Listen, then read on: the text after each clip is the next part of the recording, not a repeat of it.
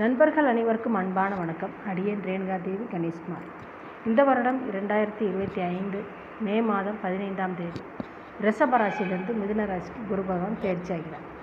இதுவரைக்குமே மிக்க நன்மைகளை தந்துகிட்டு இருந்த குரு பகவான் இப்போ 3ஆம் இடத்துக்கு போகிறார். 3ஆம் இடத்துல தான் குரு பகவான் மிக அதிகப்படியான கஷ்டங்களை தரார். இப்போ இந்த குரு பகவான் எந்த வகையில் கஷ்டங்களை தரார் அப்படின்னா, மனசு ரீதியாக மட்டும், அதாவது எந்த வழியில் நமக்கு அதிகப்படியான கஷ்டம் ஏற்படும்னா மனசு ரீதியாக அந்த அழுத்தம், மன கஷ்டம், குடும்பத்தை விட்டு பிரிஞ்சு இருக்கிற நிலை, இந்த மாதிரியான நிகழ்வுகள்லாம் ஏற்படும். இருந்தாலுமே பல கஷ்டங்கள் இருந்தாலுமே இனி அதிகப்படியான நல்ல விஷயங்கள் நடக்க போகிறது. குரு பகவான் பார்க்குற இடங்கள் வளர்ச்சி அடையும், மேன்மை அடையும்.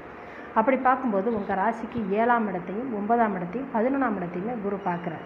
இப்போ இது வரைக்குமே திருமணம் ஆகாத மேசராசி நண்பர்களுக்கு குருவோட பார்வையினால் திருமணம் நடக்கும்.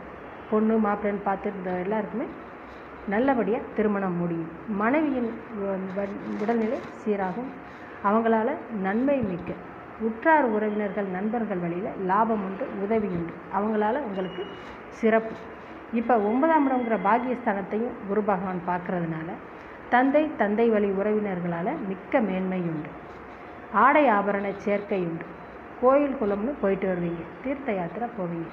நல்லபடியாக உங்கள் விருப்பங்கள் எல்லாமே நிறைவேறும். லாபஸ்தானத்தையும் குரு பார்க்கறதுனால உங்கள் தொழில் முயற்சி உண்டு, தொழில் விருத்தி உண்டு, தொழிலில் முன்னேற்றம் அடைவீங்க. அதாவது உத்தியோகத்துலேயும் உயர்வடைவீங்க, சம்பளமும் கூடும். உங்கள் பொருளாதார வகையில் மிக சிறப்பான நிலையை நீங்கள் அடைய போகிறீங்க.